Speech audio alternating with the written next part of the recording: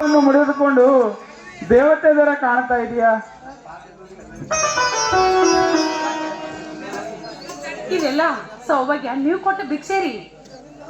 ಇದರಲ್ಲಿ ನನ್ನ ಋಣ ಏನಿದೆ ರಾಧಾ? ಆ ಕಂಕಣ ಕೂಡಿ ಬಂದಾಗಲೇ ನನ್ನ ನಿನ್ನ ಮದುವೆ ನಡೆಯುತ್ತಲ್ಲ, ಅಷ್ಟೇ ಸಾಕು ರಾಧಾ.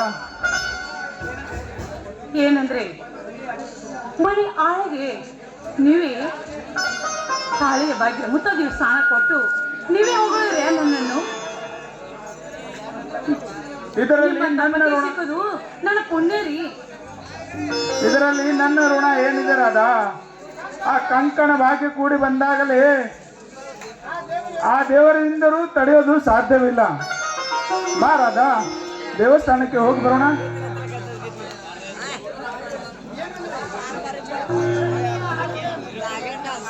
ಮನೆ ಆಳೆಗೆ ಮುತ್ತಗಿ ಸ್ನಾನ ಕೊಟ್ಟು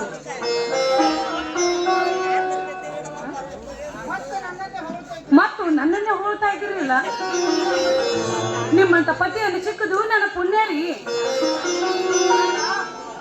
ರಾಧಾ, ಯಾವತ್ ಪುಣ್ಯವೋ ಯಾವಾಗ ಪಾಪು, ಒಟ್ಟಾರೆ ನಮ್ಮ ಮದುವೆ ಯಾವ ವಿಘ್ನವಿಲ್ಲೇ ನಡೆಯುತ್ತಲ್ಲ, ಅಷ್ಟೇ ಸಾಕು ರಾಧಾ.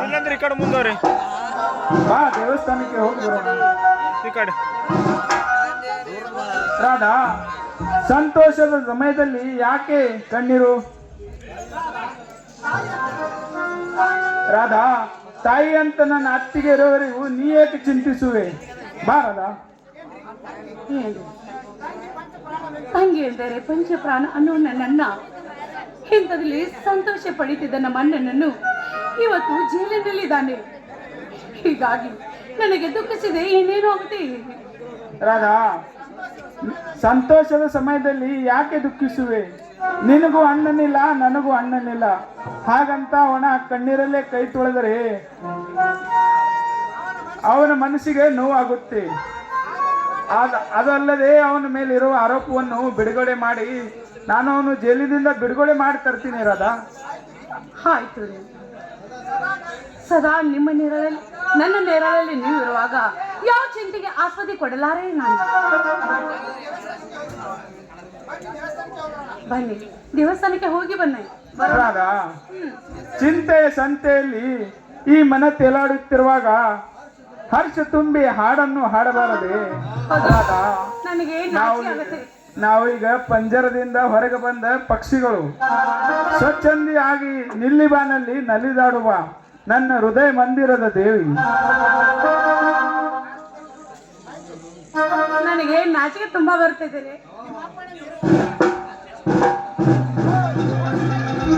ಆಯ್ತು ರೀ ಯಜಮಾನ್ರೆ, ನಿಮ್ಮ ಅಪ್ಪನೇ ಮುರಿದು ಎಲ್ಲಾದ್ರೂ ಉಂಟೆ, ನಿಮ್ಮ ಇಚ್ಛೆ ಅಂತೆ ಆಗಲಿ. ಏಳು ಜನ್ಮ ಸಿಕ್ಕಿದರೆ ನನ್ನಾಗಿ ಹುಟ್ಟಿದರೆ, ಏಳು ಜನ್ಮ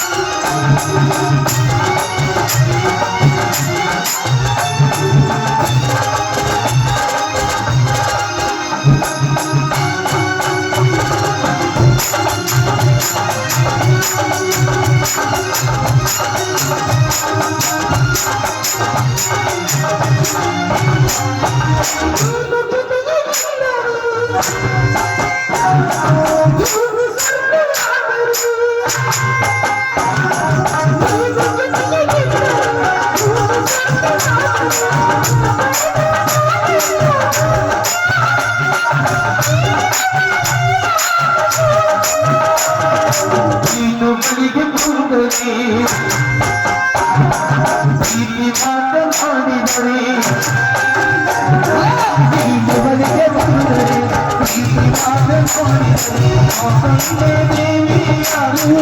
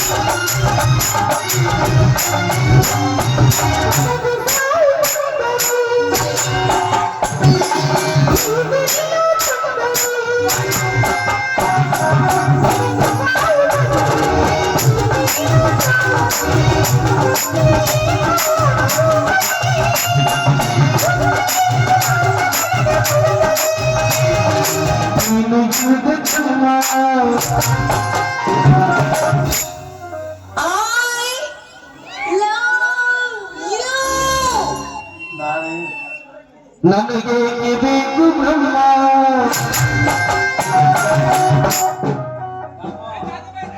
ನೀನು ಇರಿದ ಜನ್ಮ ನನಗೆ ಬೇಕು ಬ್ರಹ್ಮ ಎಲ್ಲಿ ಗಾನ ಹೋಗಲಿ ಸರ್ವದಲ್ಲಿ ನಮೋನವಾಗಲಿ ಸರ್ವದಲ್ಲಿ ಸಾಕುವೆ ಸರ್ವದಲ್ಲಿ ನಮೋನವಾಗಲಿ